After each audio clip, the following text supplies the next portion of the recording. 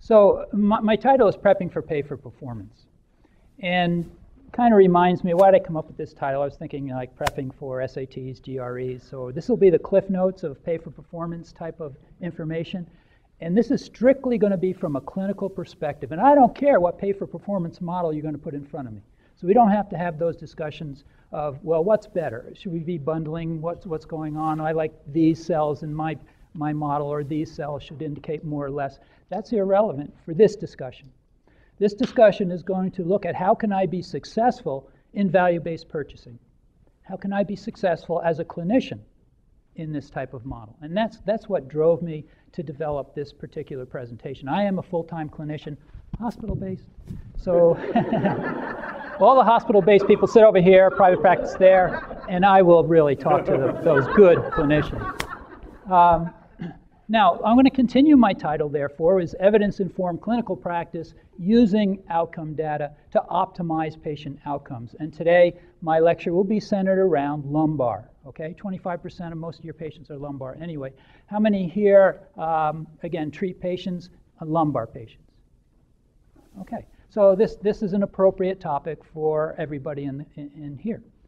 Now, when I think of evidence-informed practice, I think of this big dictionary or encyclopedia. What do I do with this? Well, yeah, it's really something there that we have to understand, but if you're going to understand the patient's story at the patient's bedside, then you better be collecting data. And if you can interpret that data, it will help you to be more effective and efficient, which are the basic tenets underlying a pay-for-performance or value-based purchasing model.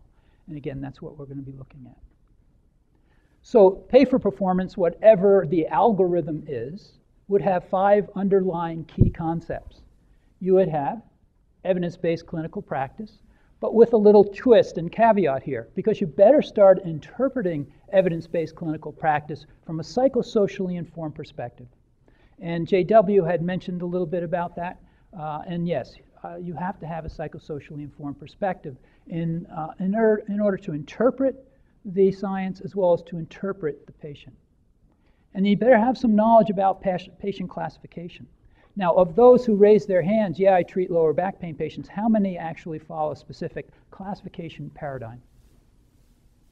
Okay, so at least half are used to classifying their patients. Okay, we'll leave it at that for now. And then you better understand how to use data. And the link here to understanding data is learning to estimate risk. Estimate risk of what? Of a poor outcome or rehab potential. So you need to understand that. And by bridging the science and your data collection, you should be quite efficient and effective in value-based purchasing. Okay, so we'll explore that concept. Now, historical perspectives. Institute of Medicine had the vision. This was back in 2001. By the way, Linda Resnick, I don't think she's here, but she'll be talking about this a lot tomorrow. So I'm just going to brief highlights. Well, they came up with the vision of pay for performance. And that was basically to encourage alignment of financial incentives, right, with better patient practices and the achievement of better patient outcomes. Now, this is important. And so several years later, MedPAC came along and said, yeah, we'll endorse pay for performance with very specific caveats. Now, remember these caveats when I talk a little bit about CMS and G-coding. Okay. Measurement tools must be reliable, valid, and comparable. Okay. Data must be based on clinical evidence. This is all good stuff. And the collecting of data should not be burdensome, and you need risk adjustment. That's basically it. Not unusual for FOTO users. So we'll come back to that. Now, FOTO, of course, has positioned themselves quite well. Huge national database from which you can start risk adjustment. Now, 3 million episodes. I thought it was, what, 5 million episodes. Oh, my goodness. I can't keep up with it. That's fantastic. And, of course, this is collected from thousands of clinics and tens of thousands of clinicians from which patient-centered, risk-adjusted FS measures are reported. And, of course, the FS measures used in FOTO are CAT, computer adaptive testing, and we get reduced burden. What's the average amount of time on an LCAT versus an Oswestry?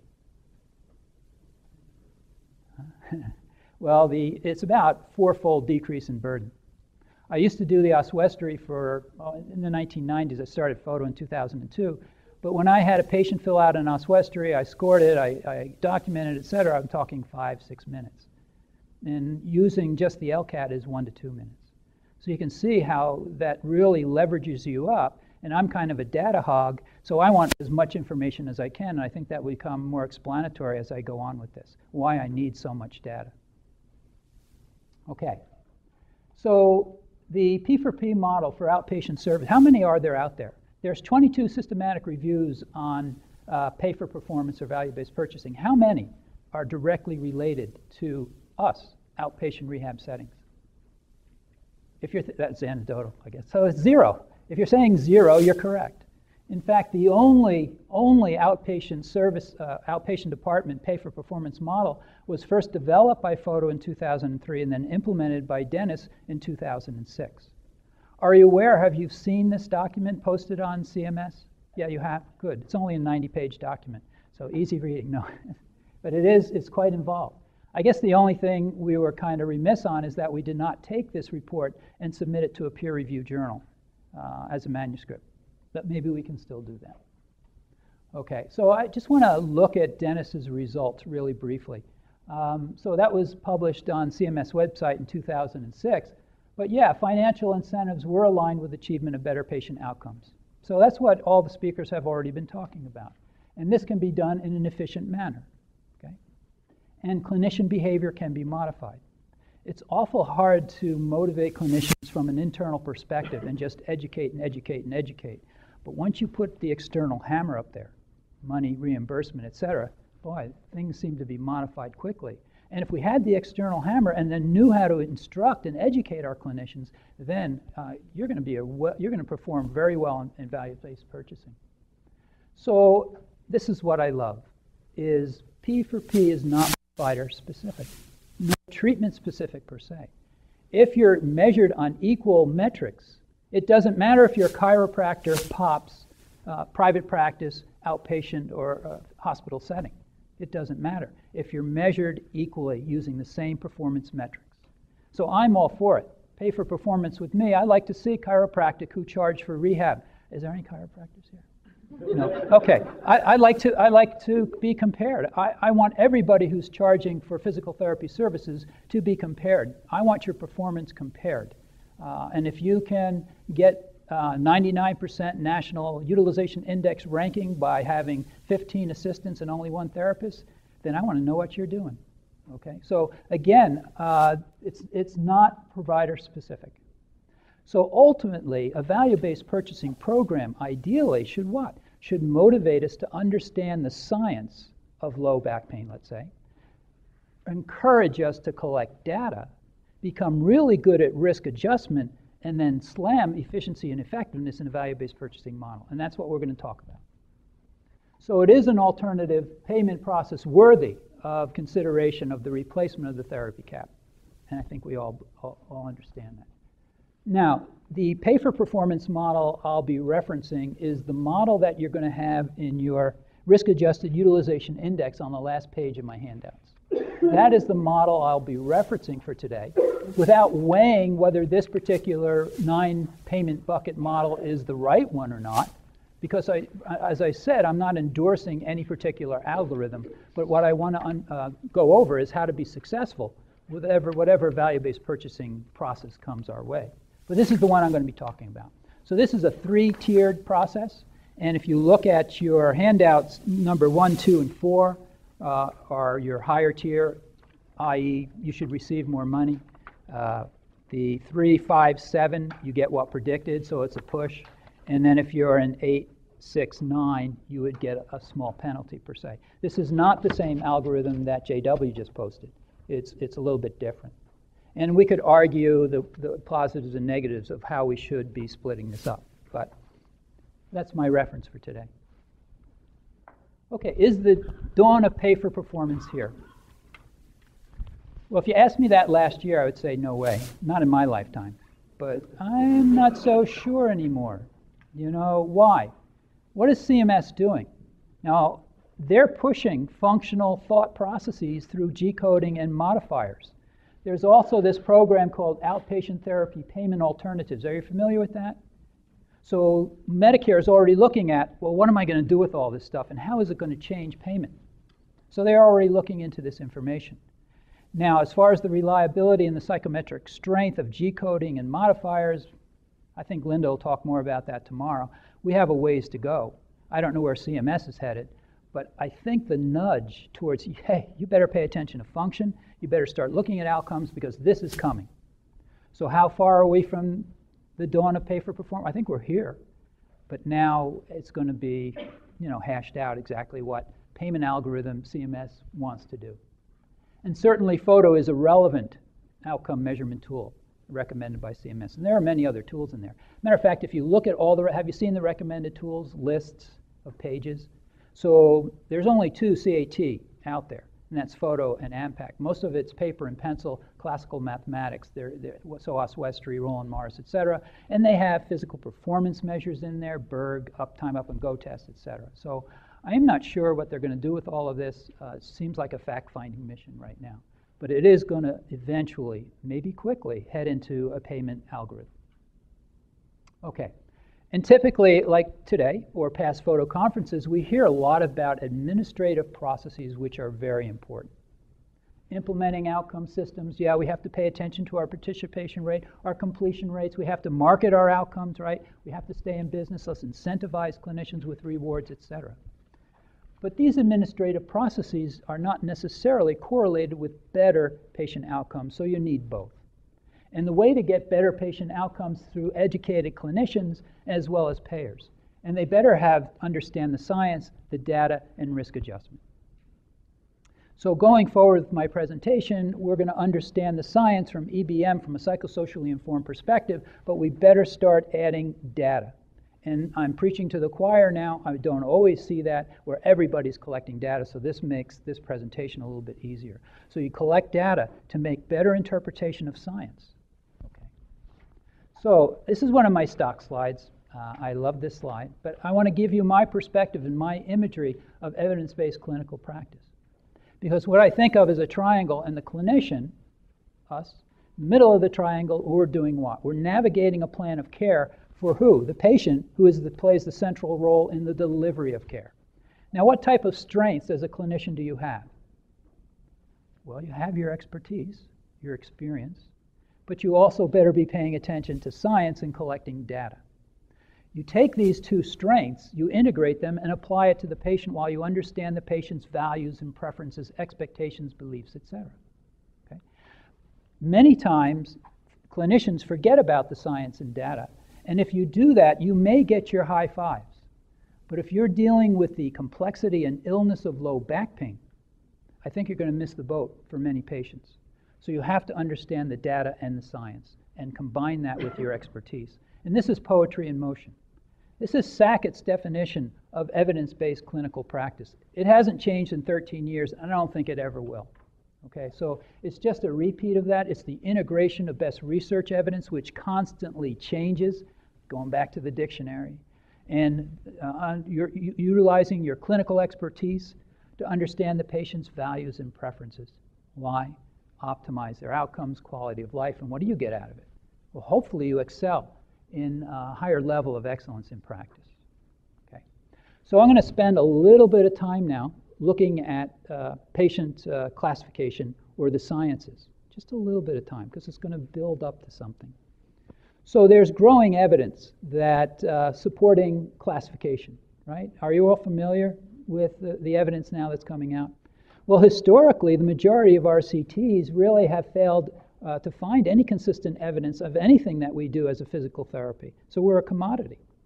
And in fact, the optimal care for many patients with lower back pain remains elusive even today, leading to wide practice variations, increased costs, and healthcare utilization, which hasn't stopped. And John went over that this morning. It keeps going up, up, and up. So historically, one of the first classification paradigms is something called diagnostic triage, popularized by expert opinion without scientific validation. So what was the gist? What did we get out of this? Well, we knew we had to separate those with serious spinal pathology. So how many follow red flagging? Would you do that? Would you try to identify those, right? So that gets rid of maybe 0.5%, 1% of your patients. Then, of course, you do your neurological screening, identify those with true nerve root pain, and then what's left? 90% of your patients are non-serious. So that's how they're treated in randomized controlled trials. They're non-specific. They're mechanical, okay? So they should all respond the same. Well, not necessarily, because that left us with continued randomized controlled trials examining large heterogeneous samples of patients with non-specific lower back pain and a continued lack of evidence of identifying specific treatment effects. So, which clinician in here would say, yeah, well, I think all my patients with non-specific pain are the same? Well, I don't think anybody would stand up and say that. We certainly wouldn't do one treatment for all patients or one patient type. So physical therapy practice guidelines, not only here, but also internationally, have been recommending the classification of non-specific lower back pain. And this classification should be based on what? Should be based on their characteristics and their clinical presentation. Now, you get that through history. And the history should be driven by the intent of your question, not just going off a litany of questions that's written down on a form. And then you should be clustering physical signs and symptoms. And if we could do that, and by the way, without presuming pathoanatomical source, and if we could do that, the advantageous for not only a research perspective, but also a clinical perspective, research is that we would create homogeneous patient subgroups and then classify those patients prior to randomization to identify specific treatment effects. And if we could do that, well, during everyday clinical practice, perhaps if we could find efficacious treatments, we could apply them to certain subgroups in clinical practice. To, again, right treatment, right patient. And that would hopefully, again, minimize practice variation, reduce costs. And the only reason I believe for patient classification is what? To optimize their outcomes. It's a tool to help us optimize our outcomes. Okay. Well, there's 5 dominant classification schemes in the physical therapy literature. Now, of all those who raise their hands, I classify, how many use one paradigm? So how many use just McKenzie? How many use just EIM or TBC? Okay. Anybody else use anything? Sharman, O'Sullivan? No? Okay. So these are more common, and all of them have had acceptable reliability studies. You know, certain caveats, maybe the entire system hasn't been judged for reliability, or training dependent. But because of lack of time, I'm just going to review really briefly 2, just the science of it. And that's the McKenzie and Delito. Now, the Delito system, actually, were you aware that it has 3 stages? But all the press has gone to stage 1. And all the randomized controlled trials, which have been very supportive of, and rightly so, classifying your patient into manipulation, specific exercise, traction, right, and stabilization. Okay? But I haven't seen any data on stage 2, except for one report from Thackeray at the Combined Sections meeting a year ago. I haven't seen any data on stage 3. And I don't know if a clinician can reliably judge between stages 1, 2, and 3. So again, you have bits of information from different classification systems. Okay, now it's time to pick on McKenzie. McKenzie classifies the patients into 3 main syndromes. And if you look at the systematic reviews, well, they're kind of favorable for the short-term benefits, but the long-term benefits of the use of McKenzie are still kind of unknown. And recent well-controlled or high-quality randomized controlled trials are reporting mixed results regarding the efficacy of MDT treatment. I think it's fascinating because this is where my research has been, maybe my bias, but I'm very interested in patient response through using the McKenzie system. And the common classification cornerstone to many of the classification systems are patient responses of directional preference and centralization. And systematic reviews as well as randomized controlled trials have been quite favorable, identifying patient response as useful clinical indicators for patient classification and management. Okay. Now, one of the first papers which actually put evidence to classification versus, well, I'm not going to classify my patients, was kind of, well, it's almost historical now, Spine of 2001, or 3, I mean. And this was by Julie Fritz. Is Julie here still? No? Okay, so if I say something wrong, I was going to ask her to correct me, but that's okay. So this was 78 patients with acute work-related lower back pain managed by clinicians trained in the Delito system. And again, the purpose here is to compare the effectiveness of TBC physical therapy with a non-classification approach. These days follow clinical practice guidelines of the day.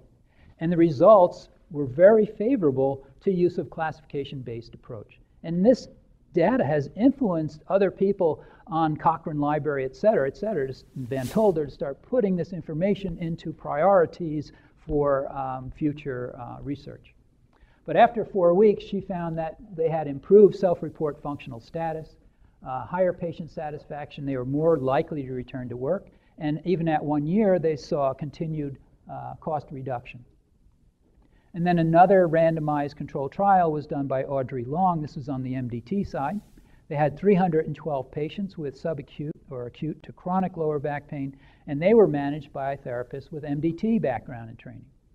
And they wanted to determine if specific exercises matched to a patient's directional preference, patient responses, would be better outcomes than if you didn't prescribe exercises based on this directional preference. Now, this was only a short-term study, but after 2 weeks, wow, it was pretty impressive. Decreased depressive symptoms, less pain, improved function, less pain medication, higher patient satisfaction. I mean, these were quite impressive. And it influenced many of the systematic reviews in how they were going to judge or what statements they would say about MDT. Now, there's a plethora of other randomized controlled trials, mostly out of the Toledo trained therapists, including John and Julie and Cleland and Weiner, et cetera. And it's impressive work. And it was to support the hypothesis that treatments based on patient classifications result in better outcomes than treatments not based on classification. But what's going on here with recent systematic reviews? They're not giving us a green light, despite all of these high-quality randomized controlled trials. Okay? So they're saying suggest caution here. In fact, all that evidence out there should still be considered about low back pain subgrouping should still be considered preliminary, and higher quality or randomized controlled trials are still warranted. Now, central to this yellow flag, I would call it, is central to this theme is classification challenges. So we hear often about reliability and validity of a classification paradigm, but are we starting to pay attention to the paradigm's discrimination, mutual exclusivity, and comprehensiveness? And these features are very important, at least from my perspective, when I'm wheeling and dealing and treating patients during everyday clinical practice.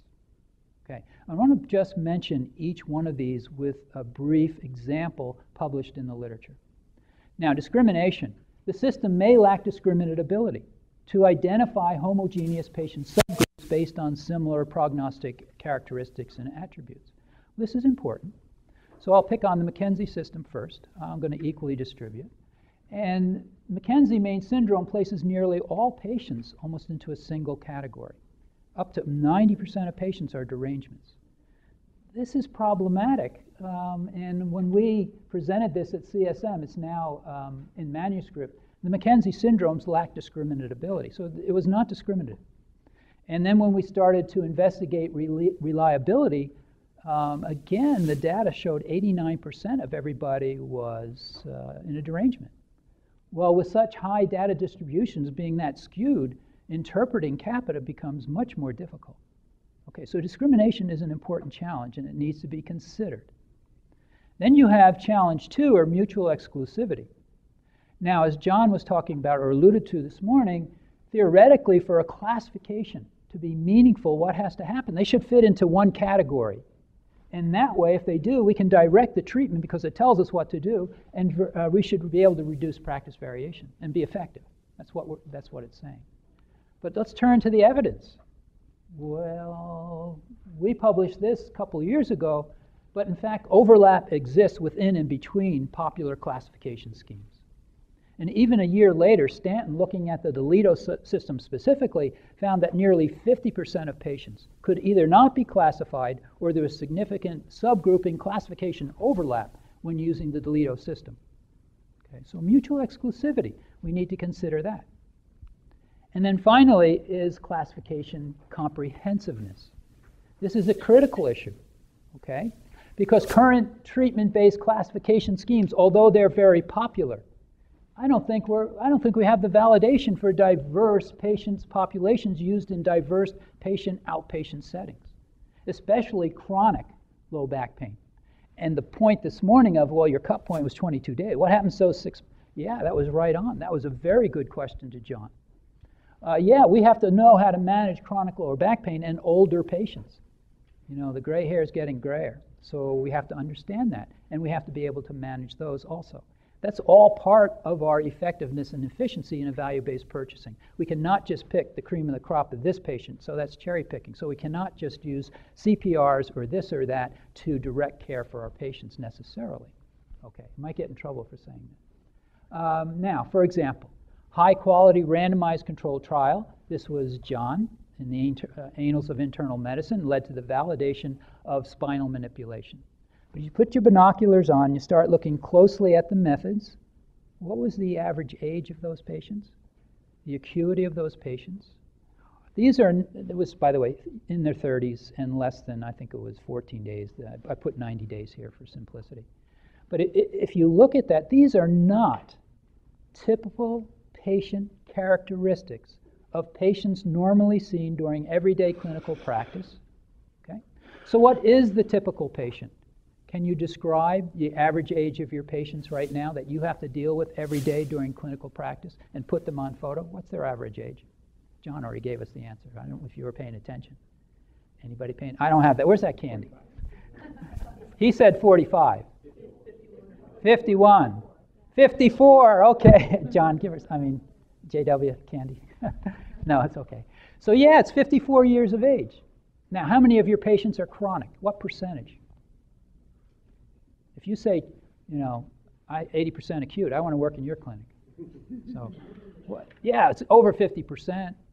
Well, we were able to look at this very closely. And this was published in 2011. It's already out of date. Because our average age at that time, this was a paper that Dennis and I published in JOSPT of 2011, but the average age was 52.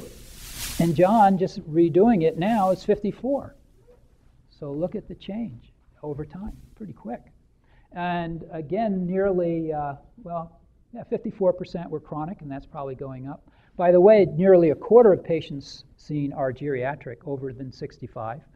And the number of medical comorbidities, greater than 71%, have more than 2. So 3, 4, 5, 17% of those have had surgery. So that's what we're really dealing with during everyday clinical practice. Okay.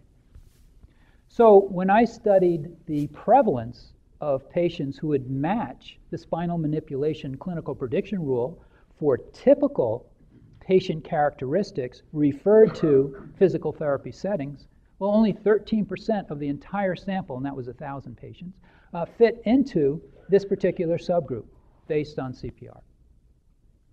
Now, another look at comprehensiveness, and I thought this was an interesting study. This was published by Appledorn just last year. Has anybody seen this? Yeah, okay. It's a very interesting study. Again, we're looking at comprehensiveness here. I'm not trying to bash or promote anything. I'm just looking at the factors that you need to consider if you're latching on to a classification paradigm. And this was 156 patients with subacute and chronic lower back pain. They were referred to physical therapy services in the Dutch healthcare system. And the authors wanted to assess a modified Toledo classification system. And it was modified only because they didn't have enough patients in the traction subgroup. Everything else was the same. And they compared that to usual physical therapy practices following the Dutch physical therapy guidelines. And there were no statistically significant differences between treatment groups. So it didn't matter if I followed my classification paradigm of using Toledo or I ignored my classification and I just started treating patients using Dutch clinical practice guidelines. There was no difference on any primary secondary outcomes across all time points, 8 weeks, 26, and 52 weeks. Okay. So again, the system may work for stage 1, but I'm not sure if the same system works for stage 2 and stage 3. That's what that tells me of the Toledo classification paradigm. Now, another twist when you're thinking about comprehensiveness, and this is very important, and this really captures my eye. JW mentioned it briefly this afternoon, but this is where we're going. Single versus multi-domain classification modeling. Okay. So present classification schemes have primarily focused on single domain versus equal consideration of all domains affecting the patient with the complexity and illness of low back pain. So those dominant classification schemes I just talked about, Toledo, McKenzie, Sharman, Peterson, etc., are predominantly single domain, focusing on signs and symptoms, of clustering signs and symptoms, which is good. And we also have psychosocial domain classification systems. Dionne's clinical prediction rule using depression somatization, or Linton's acute low back pain screening questionnaire. Psychosocial domain. Okay. Now, just to summarize, review on classification before I get to the next science bit that we need to consider in order to be effective in value-based purchasing. Okay, so review. Yeah, multiple individual high-quality trials are out there, positive evidence for subgrouping, and we certainly need to continue and pursue this. Systematic reviews have been a little bit more cautious and reminding us that, hey, reliability and validity are important, whatever level you want to look at, but you better start considering, especially for us as FOTO users, the comprehensiveness, the discriminability and mutual exclusivity of that particular paradigm. And what has come out of all of this over the last 20 years is what? We need to either can single domains or modify or develop other paradigms under the umbrella of the biopsychosocial model. Okay. What is the biopsychosocial model? Well, from a clinical perspective, this is a multi-domain patient subgrouping classification process. And we have to consider many, many other risk factors that influence your outcomes, and you have to understand those risk factors because we're going to talk a lot about risk estimate. So you're going to have to be aware of this because they're going to influence your outcomes independent of your treatment. And so this is my perspective. This is the beginnings of using the biopsychosocial model. It starts with me doing a comprehensive physical examination. I cluster my patient, signs and symptoms. I classify my patient. I, of course, understand I'm on FOTO user, I understand their function and pain. Is that enough now to go ahead and treat your patients? I don't think so. Have you considered psychosocial domains, yellow flags? Have you heard these terms, yellow flags? These are psychosocial attributes. It's not just fear of physical, depressive symptoms, somatization, over pain behaviors, what have you. Then you have, especially if you're working with workman's comp, are you consider occupational factors? As a clinician, you may be doing everything right, but the patient's not going back to work because the employer's put up a barrier that you can't modify. Have you considered that? Or should you continue treating the patient? Or black flags, even worse. These are socioeconomic factors that you cannot probably modify. So if you can't modify it and you can't be effective, what should you be? Efficient. Black flags. Give me an example of a black flag that really concerns you from a socioeconomic perspective. Are you concerned if the patient's in litigation and they've hired a lawyer for pain and suffering? Would that be a concern? Perhaps. Are you concerned if the patient's younger than 60 years old and is applying for Social Security disability? Do you think that will influence your outcomes? Certainly will. And then again, FOTO gives us a whole list of risk-adjusted factors. And you should be looking up at the right-hand corner of all of your reports to get a feel for this. Okay? This is important. The only other one that I added in was referral source here, and that's based on Linda Resnick's work. I think that's also an important issue. All I'm going to say about referral source, and maybe I should bring it up. If you have a clinic A, and this is raw data, and they're treating patients referred by primary care, and clinic B across the street gets all their referrals from docs upstairs who are physiatrists, orthopedic and neurosurgeons, who's going to have better outcomes? Well, primary care, okay? Because the referral source becomes very important part of the risk-adjusted process. So there's many, many factors. And JW had talked about this, had some very nice slides, but the clinician factor is going to become very important. I have a lot to say about this in my conclusions. But what about the clinician's attitudes and beliefs, their ability to problem solve with their patient, their ability to develop a therapeutic alliance? Have you ever considered your own fears and beliefs about pain? Not just the patient's, but your own. We can do that. We did that last year. I'm not going to run it again.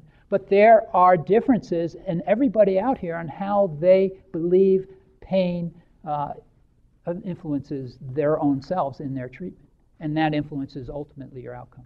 So these are many things which we need to understand. And then, of course, if we start getting into pain, we need to understand central sensitization, perhaps, and look at mechanical versus chemical pain. So it's, whoa, these are so many factors.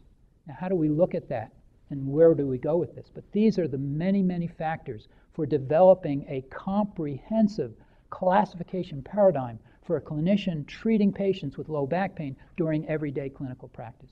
Now, are we there yet? No. Are we headed towards that? I hope so. Okay. So under this biopsychosocial model, we have to accept that our individual patients may be very complex, and that although domains that are influencing our outcomes may be nothing to do with what you're trying to fix. Okay. So I'm going to turn now from classification science to the biopsychosocial science. And the biopsychosocial science has become quite clear. And that is behavioral, emotional, and cognitive psychosocial factors are very prevalent in patients with lower back pain. Now, what's the prevalence for patients with lower back pain now screened and filtered in primary care, sent to physical therapists? It may be even higher. Nearly 30 to 50% have clear signs of depressive symptoms. Nearly 50% have elevated fears of work and physical activity. And nearly 20% using just psychosocial distressed attributes. Nearly 20% are classified at high risk. And there's a lot of argument on if those patients belong to physical therapy. I think they do, but that was our paper in 2011. But we'll talk about that also. Psychosocial factors. It's almost like the pendulum swung this way and that way. First it was physical signs and symptoms, now it's psychosocial, but it's not. It's an ability to integrate both, and we'll talk. But anyway, let me finish this. Psychosocial factors are important prognostic variables, right, to identify patients at risk. Estimate risk, and we'll talk about that. For developing and sustaining chronic and costly disability. And failure to identify these issues may be problematic because the evidence is kind of being heaped on, showing strong associations between elevated risk and your outcomes. So what's the biopsychosocial model saying?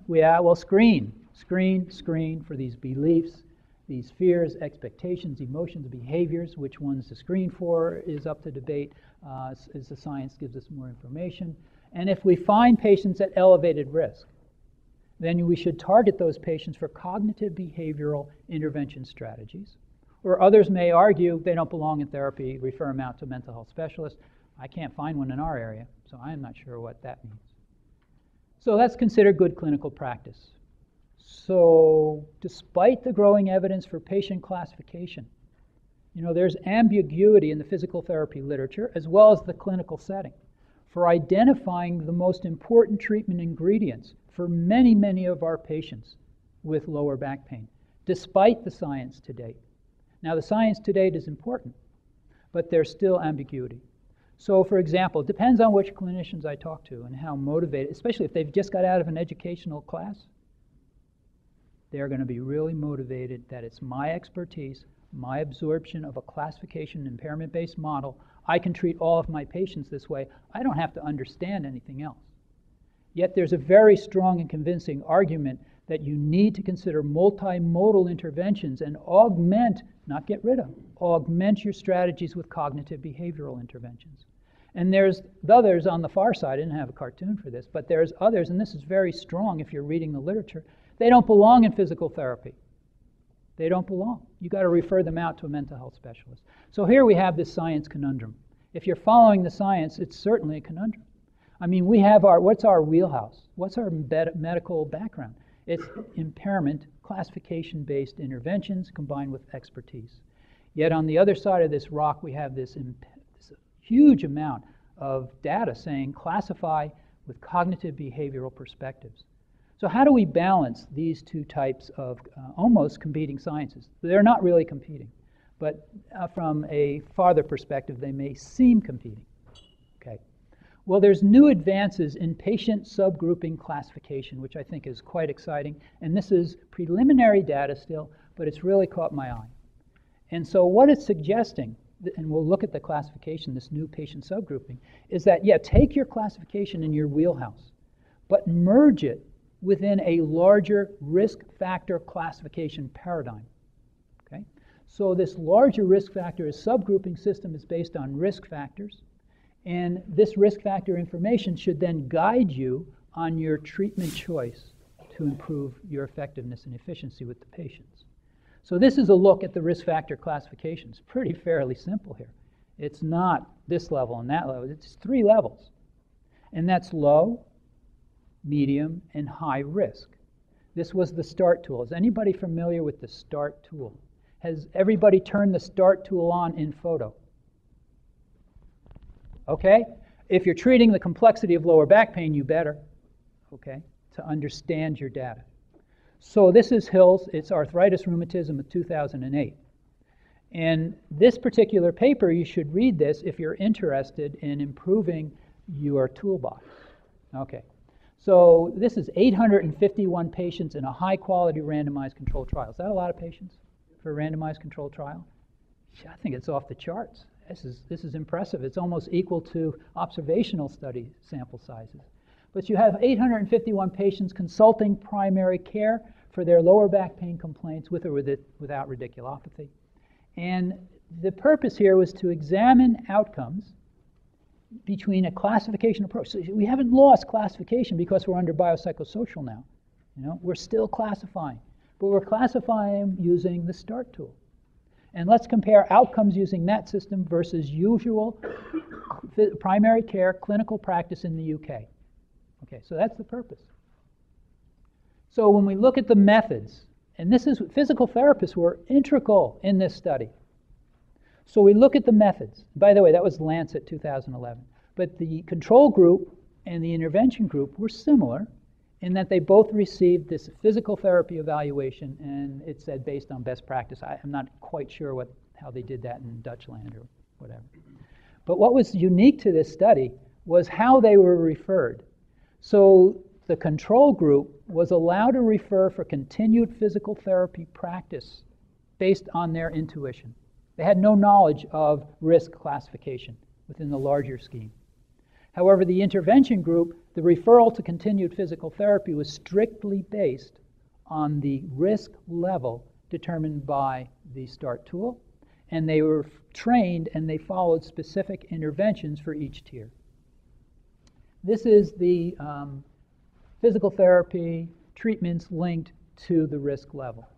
And if you want to really learn more about this, I don't have time to go through it all now, but I would reference Main et al. In Physiotherapy of 2012. He kind of went into this in a lot more depth. But basically, in a quite short synopsis, this is the intervention group classified and treated according to classification, a treatment-based biopsychosocial classification model. If they were classified in low, they would receive 1 visit. What do you think is the most important information to give a patient if you have 1 visit? Education, education, education, empower, self-care. And have you ever seen this booklet, the back book? Back book. Okay. So this was what their education was used. And you can get this very easy, just Google the back book. And you can get a sample of what's going on. Then they did a short video to support this. If you were classified in medium, it encouraged you to use the classification system that you were trained in and that you feel comfortable with, whether it be McKenzie, Delito, Sharman, etc. Do that. Do that for medium. But I'll tell you what, if they're high, change your toolbox. And you better start using psychosocially informed treatment perspective to guide your management. And that's what this was all about. So, okay, so what? Well, let's look at your results. Average age 50, chronic 61%. This looks like the FOTO data set. So the Dutch people aren't so much different from US patient populations in physical therapy. I think that's pretty interesting. Now the mean number of visits in this study was 4. And I'm going to cry outlier. I'll tell you why it's 4. I mean, that's impossible. And we'll go over that. And this was a very nice question asked of John. Why did you use MCID and not predicted? That type of thing. So RCT versus clinical practice. We got to merge that thought process. So we'll go back to 4 visits here. Classification, risk, prevalence. Well, quarter, low, about half medium. So if they're telling you for half of your patients, do your classification wheelhouse. Not changing too much. But for the quarter high there, you better start thinking outside the classification impairment toolbox. Okay, that's what they said. And by the way, we had the same prevalence numbers, medium, low, high, in our JOSPT paper 2011, looking at psychosocial distress using a different clinical prediction rule from Dion. It's just interesting. Okay, so results. All results favored the intervention group. Or if it didn't, maybe they wouldn't publish it. No, they did. So significant improvements in functional status at 4 and 12 months, and greater than MCID. What's MCID for Roland Morris? 5 point. Who here treats their patient based on a 5-point improvement in lumbar, in the Roland or Oswester or whatever? I don't know. Not me. So that's probably why they got away with 4 treatment visits on average. It doesn't make any sense. Why do you treat patients at MCID? MCID is simply an external marker from which to take off to get predicted and slam dunk predicted. That's where you should be thinking. But anyway, so here you see the gap between RCT and evidence-based clinical practice. And we'll hear a lot tomorrow about evidence-based clinical practice from Daniel Deutscher, so you better listen. I'm prepping you. Okay, so there was significant reduction in depression and fear at 12 months, more patient satisfaction. And now I don't know why there's only 5% of satisfaction in FOTO. I would challenge that, and I don't think that's true. So I think it's a lot higher. And talking to Jerry, I think I'm correct. But there's lower mean healthcare costs. That's pretty important for downstreaming. Again, this was a year outcomes. Okay. And lower risk reduction, so they went from high to medium, medium to low, that type of thing. And there was no difference in pain. Oh, interesting. And now the referral patterns were significantly different. This is where it gets interesting. Referral patterns are significantly different between the control and the intervention groups. Now you got to wrap your head around this part. Because in the control group, I'm a good physical therapist, I just evaluated my patient, and I'm going to send off nearly half of those patients to treatment and continued physical therapy. But using the START tool, they should have never went there. And yet, I have all these difficult patients, you know. Well, for a third of those patients, I did not send them on to physical therapy because they were not appropriate. But using the START tool, they were very appropriate for target-based interventions by physical therapists. Okay. And if you want to read another paper, I'll just throw it out there. Hill, Clinical Journal of Pain, 2010, where he suggests that a substantial proportion of patients or referrals based on clinician intuition, whether it be physician or physical therapist, may be expensive and unnecessary. That's humbling. And were the superior outcomes obtained in the intervention group a result of improvements in referral, and they saved money because of the improvements in the referral pattern? Or was it due to the content and quality of physical therapy in the intervention group? More research required. I always laugh as a full-time clinician about more research required. What does that mean? I have to treat my patients now. So physical therapists are on uncharted waters for identifying those most active treatment ingredients you need to get better patient outcomes, especially with patients at medium or high level risk based on psychosocial attributes, despite the science to date. The science to date is important, but it leaves us with many holes and gaps. So, what is your external marker? What is your compass when the holes are there for guiding your patient? What is your external marker? You understand the science isn't helping you right now.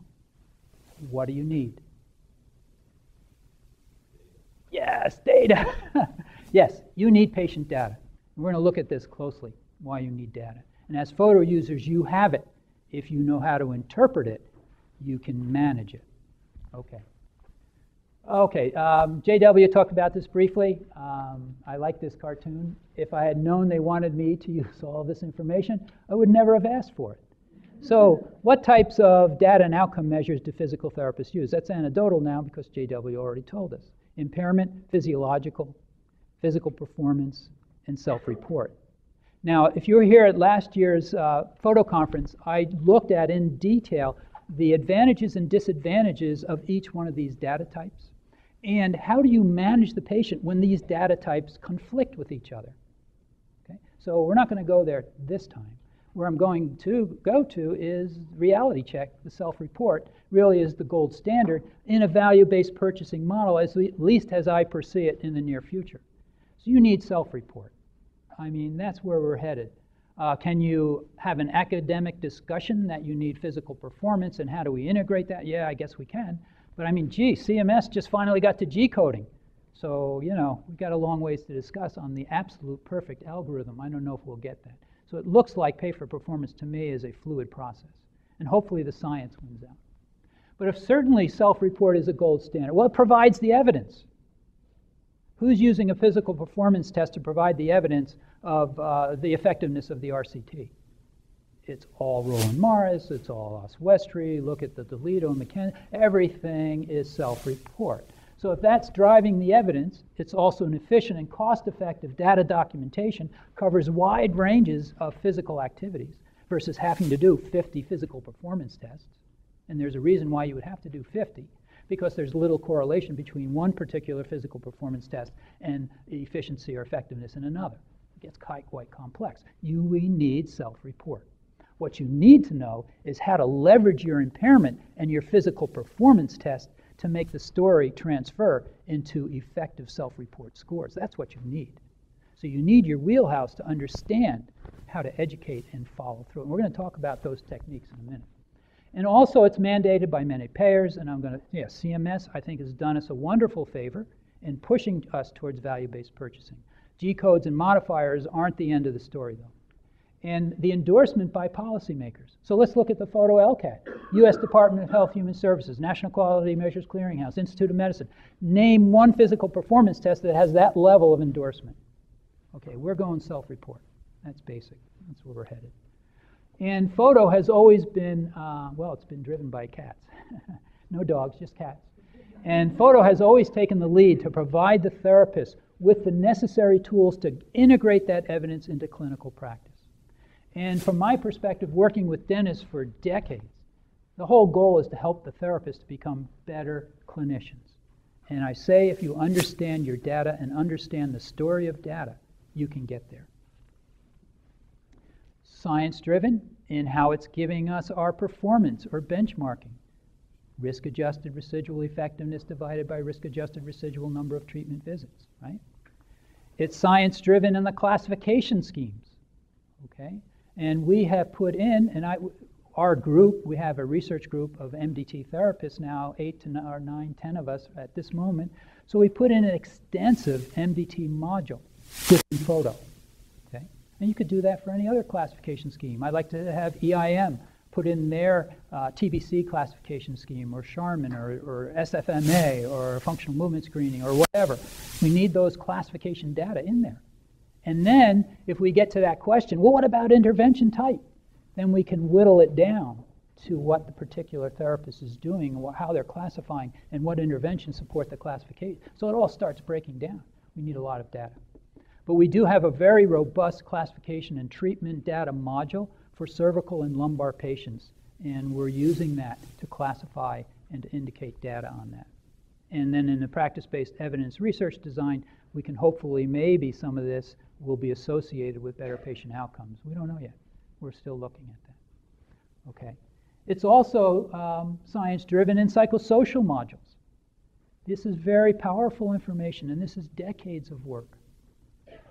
Fear, physical, and work activities. And Dennis's work in PTJ of 2009. We have catastrophizing scales. We have psychosocial distress. And what's advantageous here is Dennis published this already, but it was in the Journal of Quality Life Research 2010. He took 17 questions from depressive and somaticizing symptom subscales of the ACL-90R. I'd say that 5 times fast. And turned it into a single item question. Look at the amount of time you would save by turning that on. Now that's one of the goals of getting that type of reduced burden psychosocial assessment tool into FOTO. It'd also be nice to, the START tool, by the way, was started in January. And if you were aware of that, I hope you're collecting it for your lumbar patients. And going forward, what about Therapeutic Alliance? That can be measured. How important is it? There's actually a Roche analysis now in Therapeutic Alliance, which would save us more time. What about 2-item depression screens? Should we consider in the future orange flags? What's an orange flag? Well, we pay attention to red flags from the medical model. Should we be considering orange flags from psychiatric or psychosocial model? How about suicidal question? Should we ask it? For patients only who have very high depression symptoms at intake, is it worthy? I mean, the majority of all suicides are performed within 30 days of a healthcare visit. So this is stuff that we're continuing to think. And the point here is linking science to outcome data to make you better clinician. Okay. So there, like I said before, a plethora of evidence suggesting physical therapists expand your toolbox and your cognitive behavioral strategies. So what types of cognitive behavioral strategies are appropriate for physical therapists? Anecdotal. There's 2 types. Okay, there's education, and there's more specific activity, exercise, formal programs called graded exercise or operant conditioning and graded exposure programs. Have anybody familiar with these concepts? Very important. My expertise, or should I say my interest, is probably better, is graded exposure. And I'm going to talk a little bit about that because it fits in our wheelhouse so nicely. And it's so easy to integrate cognitive behavioral strategies in clinical practice at the patient's bedside.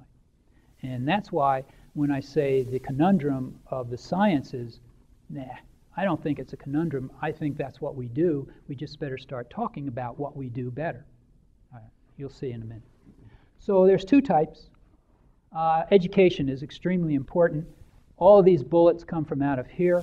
Okay, with a little bit of nuance from my experience working with MDT. Spine is strong, stay active. Hurt versus harm, right? Isn't that an important concept? Yeah, it hurts to move, but it's not going to harm your spine. In fact, if you don't move, it's more harmful, so hurt a little bit. Under the confines of understanding what you just said, based on your impairment and classification system now. This is not divorced of any, it's the whole picture. So control, not cure, I think is a very important concept for patients to hear day one, especially for your chronic patients. Acute patients, I wouldn't say that. But chronic patients, I'm looking for control and not cure. And I want you to know how to manage your exacerbation so you continue to be functional. And then Therapeutic Alliance. That's a whole nother lecture. But I think this is a very interesting concept going forward. Okay, graded exposure. This is a 4-step function-focused program. Rehab is function, function is rehab, physical therapists are rehab function. It all fits in. So what do? If you want to formalize it, you develop a hierarchy of tasks or activities reported from least to most difficult for the patient. And then you practice and you expose those patients to those specific activities. And then you use your impairment model to increase strengthening to supplement that functional deficit. And then you get the patient hooked. Every patient that I have better go home and problem solve, and they better start to tell me where they're having difficulties. I'm going to teach you everything you need to learn for this treatment episode. You take it home, you practice it, you come back to me and let me know where you're having difficulty. That's a given. My patients work with me to problem solve, become independent of me. Okay, so the hierarchy. Now FOTO, I use the FOTO for the development of this hierarchy. Okay, so I just go down and look at their difficulty levels on the side. Now Stephen George came up with the fear of daily activity questionnaire. And this was published in JSPT 2009. I can't use it. It's too cumbersome. So this is a good research tool. I'm not sure how to carry that over, but I know how to use FOTO. And I think I've been very effective in using those limitations to pitch my graded exposure. And I don't use the patient-specific functional thing per se because of all the other tools that I've turned on. But I ask open-ended questions for additional activity this patient expresses fear of or trouble doing. So I don't formalize it, but I get it. And I ask them very specifically what's going on. So here's an example. I have moderate difficulty with usual work. Well, what the heck does that mean? Well, I want to ask the patient, what did you have in mind? Well, when I wash the dog in the tub, I have to reach over, and that's difficult. For another patient, it might be something different. So I make little notes on my FOTO report. indicating what is kind of important to the patient. Or I have difficulty in recreation. Well, to a young person that's running 10 miles or a marathon, and an older person is walking across the street.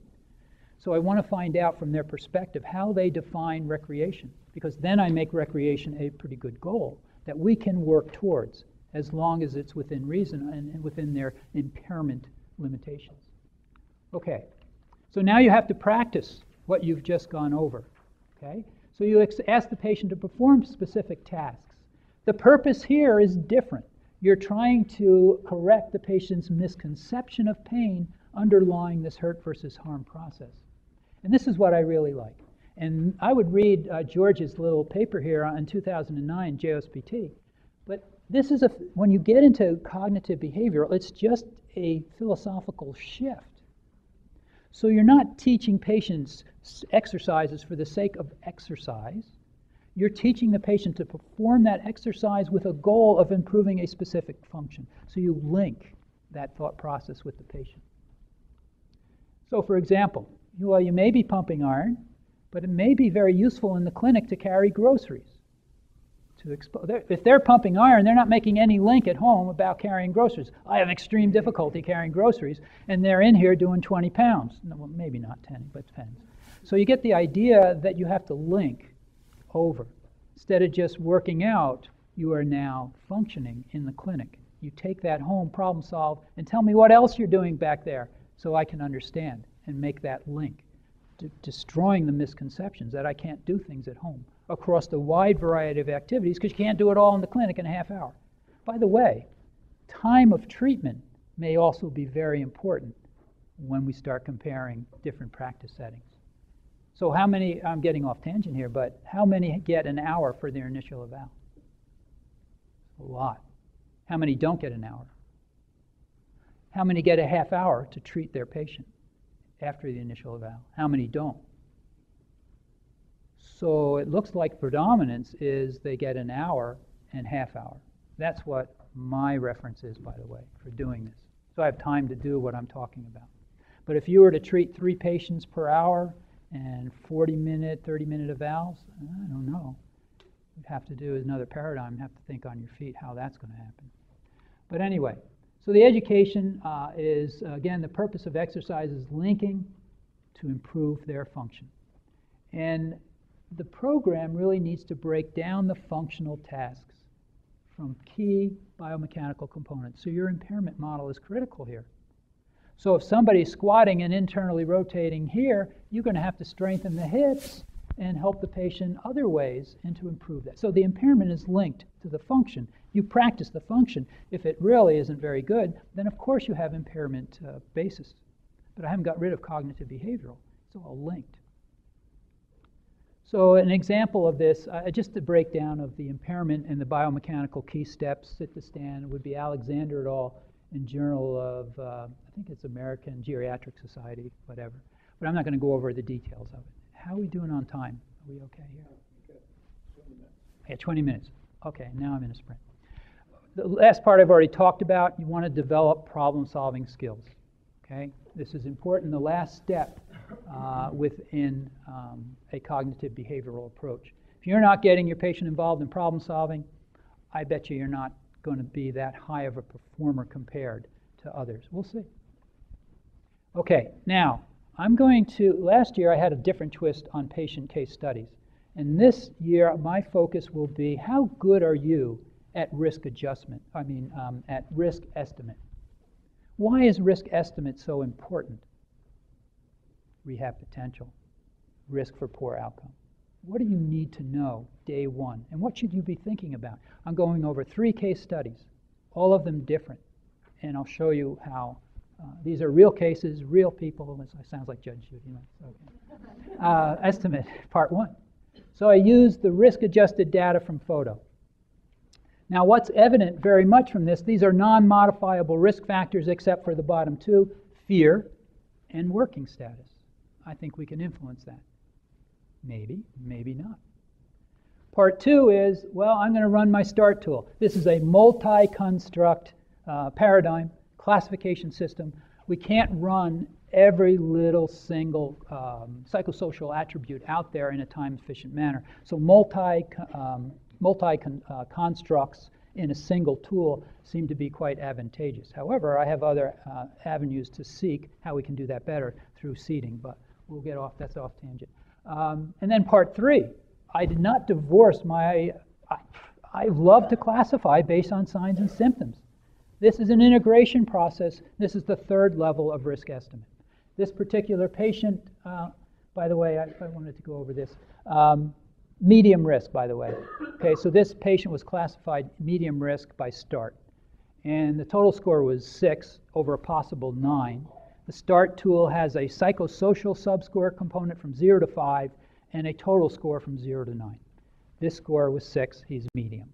So we just think about the Lancet study for a minute. And this is my part 3 of my estimate, my physical examination based on MDT. My prognostic signs and symptoms, well, I see a directional preference. I needed to do a flexion rotation followed by extension, and centralization was observed. Okay. So based on those 3 levels of risk estimate, what do I start with? What's my outcome and treatment strategy now? How do we start resolving the ambiguity that I talked about? What do I do? I would start with classification, impairment-based intervention. Remember the 3 differences. Do I do classification impairment, my wheelhouse? Do I think multimodal with cognitive behavior, or do I just refer the guy out? Remember that slide with the 3 different choices? Well, I choose classification of impairment-based intervention. I mean, the START tool tells me to do that. Also, because of my knowledge on directional preference centralization, I'm thinking high 5 here. I'm going to slam dunk this. I'm going to need few visits and a short treatment episode. But I'm always going to understand data from serial assessment. And a very important piece of work that was part of Daniel's work in the Archives of Physical Medicine in 2009 was that therapists who do serial assessments get better outcomes than if they're just taking an intake and discharge. Why is that?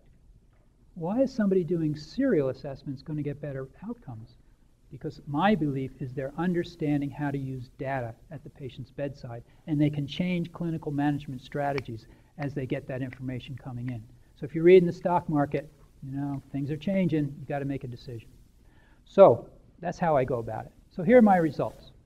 Now, 7 days after the IE, 3 visits, 10 were predicted, pain intensity is 3, intake was 7, change score was 31, 30 was predicted. And the START risk measure still was medium. My subscore went down to 4, 100% satisfied. Okay, but I wasn't satisfied with that.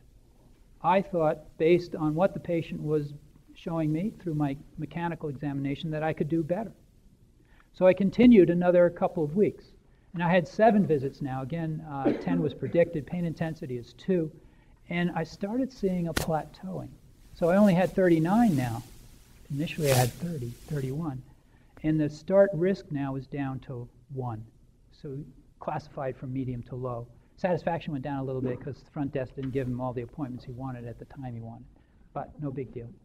So I'm discharging this patient here because they were independent in home program, they had good pain control, and they returned to the function, or they had the functional goals that they wanted to reach. I had no reason to want to continue. Plus, if I were being motivated from an external hammer, I'm not going to, because of lack of time, this is the information that I look at, but I'm going to go right to the bottom line here. So in a pay-for-performance algorithm, if I want to be reimbursed, and I know I'm very comfortable with where the patient's at, using that algorithm that's in the risk-adjusted, that sheet that I gave you, risk-adjusted utilization index, using those payment scales, I would come out high. So I had high functional change with low utilization. Now, anybody and everybody here can come up here and talk and give me a high 5. I mean, it's so easy to do that in a case study. I'm going to challenge myself and give you more difficult patients now. Okay. Study 2. I always start with risk estimate. And this patient is a 40-year-old female, perceives her disability as very severe, acuity 3 to 6 months, non-surgical, non-specific low back pain, now in workman's comp. And no comorbidities, elevated fear, and employed not working. And I made a mistake on the other slide because the other modifiable factor certainly is intake, severity here. Intake, fear, and employment. They are still modifiable. Others are non-modifiable. Part 2, psychosocial risk green, medium, total score 6. Very similar to the first case study. By the way, the START tool was developed around attributes that are modifiable versus non-modifiable. So we can pay attention to where the limitations are, or the psychosocial subscore, et cetera. So I thought that was just a caveat on the START tool. I thought it was pretty cool. Because there are factors that are non-modifiable that you have to understand, and you may have to be efficient if you can't be effective. Okay, risk estimate part 3, based on physical examination classification. Prognostic signs, and there was no centralization, no directional preference on this case. And the patient met the clinical prediction rule published by Laslett for SI dysfunction. Okay, and there was joint irritability. She wasn't too happy, I don't think, at the end of that exam. So what's my outcome and treatment strategy based on those 3 levels of risk estimate? Should I start impairment? Should I start multimodal? Or should I get rid of the patient day 1, which I wouldn't? Well, I'll give you the answer. It was primary. My primary thought here was SI classification, impairment-based intervention. Okay, it's based on my physical exam. But I'm sensing this is going to be a longer treatment episode. Okay, clinical sense, it may be longer. And so I had in the back of my mind that I wanted to augment with cognitive behavioral strategies for this patient with graded exposure. Am I right or am I wrong? I don't know. But I'm certainly going to collect serial outcome or photo serial outcome status reports to figure out in what direction I'm heading. Okay, so 2 weeks. Now, I don't necessarily have defined time of status from intake. It's based on my risk estimate and using those 3 parts for me to decide when I want to do it. I'm not too worried about patients dropping out. I don't have a lot of that to be too concerned about. So, yeah, I don't have a set time. Now, I know, talking with Julie, that they do an oswestry every visit. I don't know if that's changed or not, but I don't know. I think that's too much burden for the patient. So I estimate, based on my risk estimate, of when I'm going to do the next status for plus and minuses there. So at 2 weeks, this is 4 visits in, and my predicted here was 13. That was pretty generous.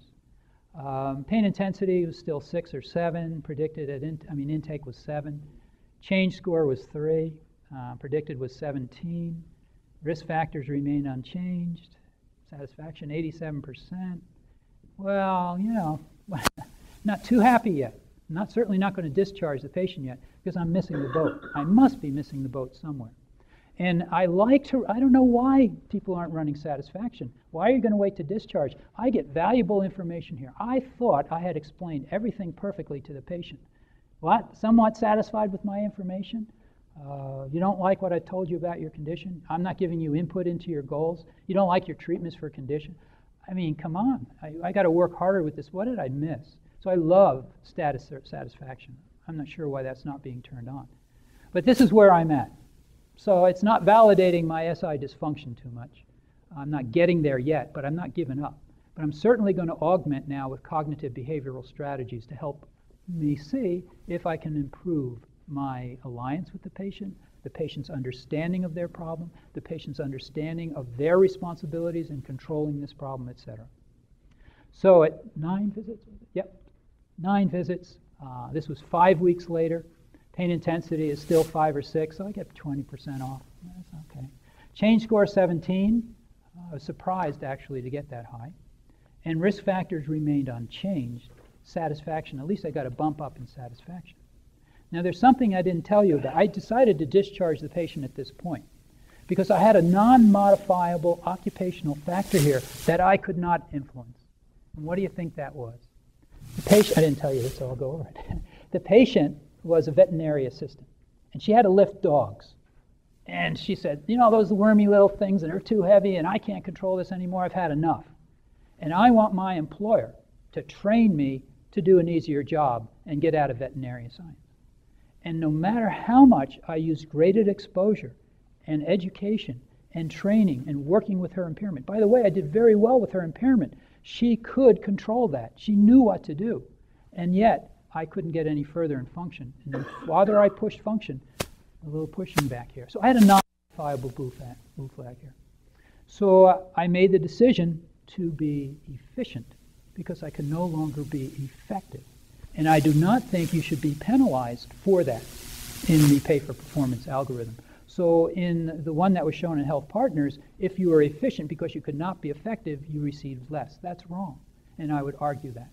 I think, and then we'll show you what happened, I was actually in the green bucket because I knew I got at least a predicted level of functional status, and I knew I didn't think I could make them any better based on the data. Not based on my opinion, but I could argue, and I could bring that data to the table and make a strong argument that it's time to discharge for these reasons, and this is what was accomplished. So I still would win on a difficult patient by judging effectiveness and efficiency for this particular case. Okay, a little harder now. Here we are, case number 3. Patient perceives their intake very severe. It's a male, he's 45 years old. Again, acuity 6 months, non-surgical, non-specific. Payer litigation, okay. Comorbidities, non-elevated fear, employed not working. So all those non-modifiable factors throughout all 3 of those cases were pretty much the same. Okay. So my risk here on using the START was high. This patient is classified high risk. Total score 8/9. My physical examination, and here's the paradox for me. I was like, what's going on here? Okay, so I did my McKenzie. I saw a directional preference of extension, which I couldn't understand. I didn't see centralization, but there was a directional preference. Less pain, remain better, overt pain behaviors going off the charts here. And I was like, why am I seeing this, and is it real? This is false positive. I'm not sure. So here's my outcome and treatment strategy. High, I'm going to think primary cognitive behavioral, looking at my 2 types. I'm going to hit education. I'm going to try to get buy-in. I'm going to start exposing the patient to what he says he's fearful of. But I'm also going to explore impairment-based intervention with an extension bias and see what that gains. And always, I will be doing serial assessments. If you don't take serial assessments, you're not going to understand your data quick enough to make a change before they either drop out or you're going to have a poor discharge. So 2 weeks, I decided to do my status. So I had 3 visits to kind of spread it out for this guy. I don't know where we were going. I was 14 predicted, which is pretty good. Pain intensity 8 to 9, still unchanged. Change score -3. I'm really heading the right direction. 13 was predicted. Risk factors unchanged. And get this, he's 100% satisfied with what I'm doing with this guy. What? Come on, what am I missing? There's some flag here that better go ding right now. I'm going to get to it next slide. There's a ding here.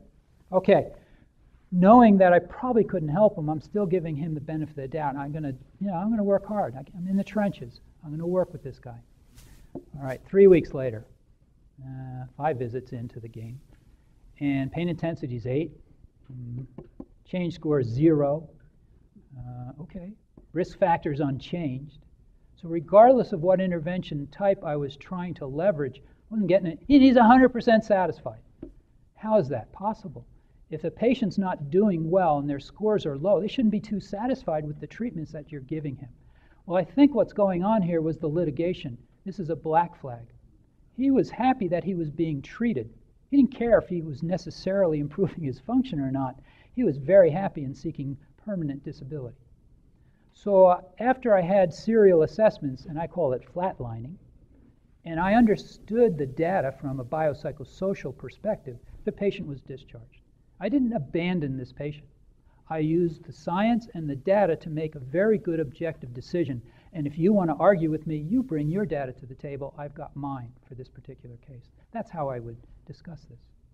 And there are cases, by the way, in the hospital where the patient went to the boss and said I was abandoned. And that could be true if you had no data.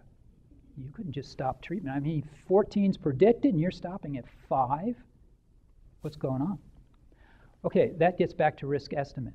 So I knew I couldn't have I was going to not be effective, but I decided to be efficient. And in the system, that would be a push in a pay-for-performance or value-based purchasing model, as shown here, without bundling, without long-term downstreaming, et cetera. Because I have to think as a clinician now. Okay, that's what would happen. This is just, I don't think you can read this. It's in your slide maybe, but I just wanted to make an isolated example if you're not familiar with the START tool. It gives you, this is a photo printout. You should turn, by the way, if you turn on a survey, you better print out the questions. I don't know why you would turn on a survey and not have the questions printed out on your survey. You're not going to understand enough. So the total score went from 6, 4, 4.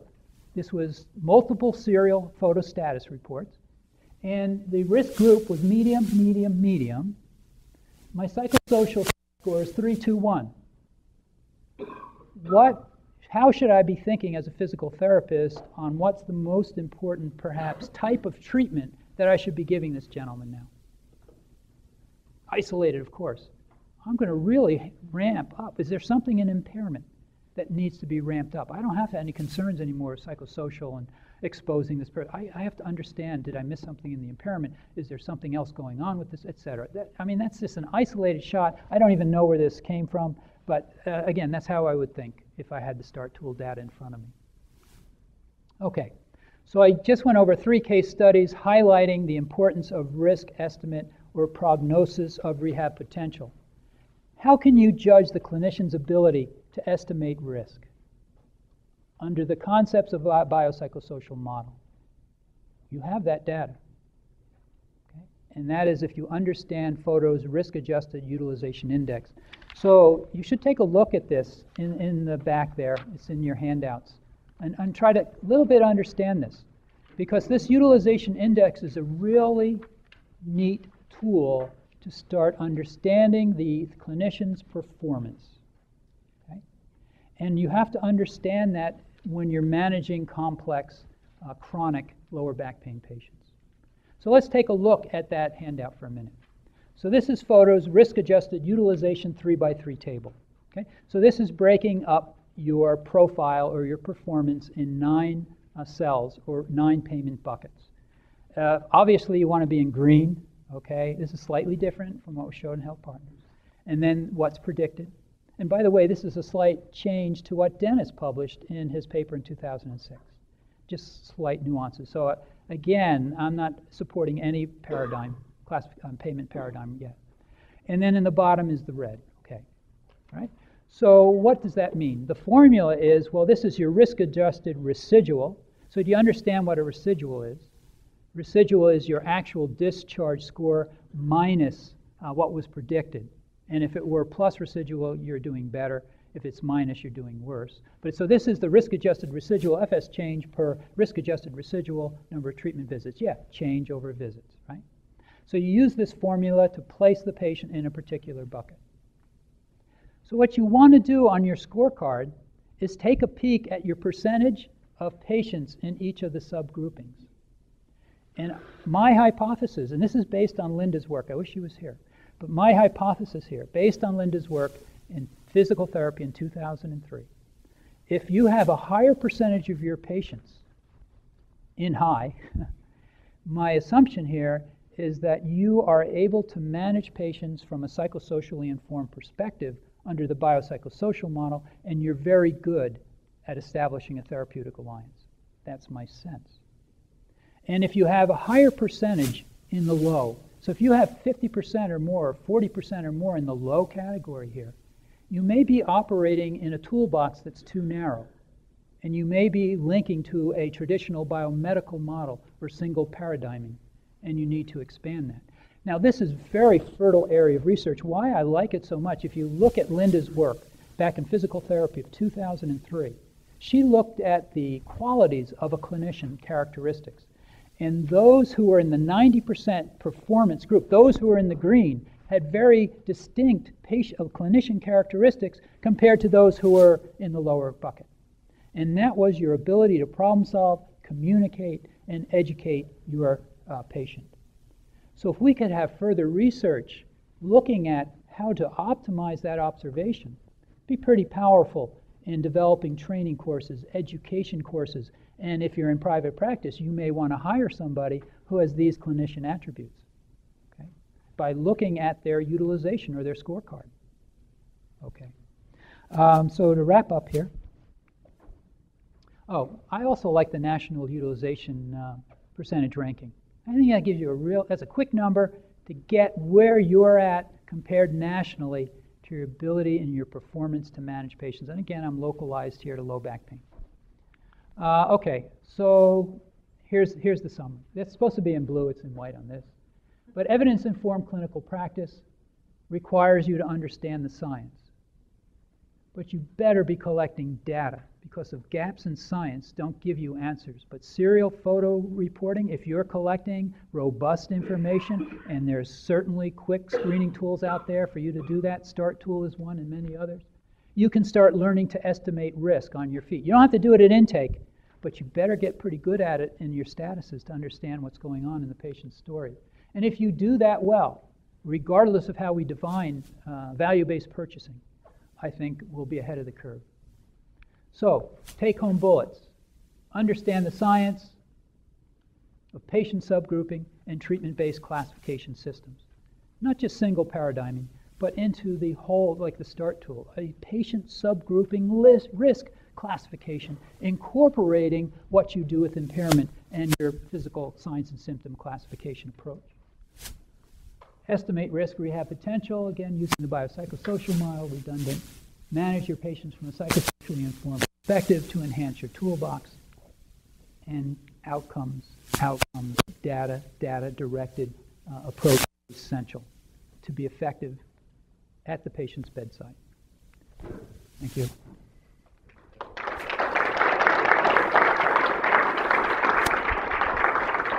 One question I have is, with like FOTO, they do kind of our like for risk adjustment. Is that enough to help us like in a pay for performance type model to go against those things where people are cherry picking, like I'm going to do these 10 patients because they did, they're really good. I mean, I know that that's adjusted for the severity, but is that enough to help us show that my outcomes are just as good as the person who is cherry picking? It's an excellent question. If you heard that, is pay for performance ready for the present risk adjustment, presently using the FOTO system, right? Remember, risk adjustment is a fluid process and will continue to evolve. And it has been evolving now for at least a decade. And is it enough? Not yet, necessarily. I mean, we can start and continue that fluid process. It's better than not doing anything. I mean, what's going on out there is unconscionable. I mean, so if we have this, at least we can start. And Health Partners and JW said it's being fairly successful. So we have enough to start. But if you're going to academically debate that, we can do better. So I wouldn't say hold off on it, but we could do better. And listen to Linda Resnick tomorrow. She is the guru on patient benchmarking, clinician or clinic benchmarking, and the nuances of risk adjustment. And that's looking at missing data through inverse probability weighting. It's looking at hierarchical nesting models. Now, John talked about it briefly. I wasn't sure what he actually did within the analysis, but yeah, we have to start considering that. I mean, we can keep going on and on and on. And FOTO actually has the data set to be able to get that level of understanding. But remember, it's fluid. And if somebody's arguing, tell them to bring their oswestry to the table and tell me just how to grade different patient populations. You win already. But yes, academically we can continue. And that's a story of future research. But it doesn't mean what we have is bad. It's actually the best on the market.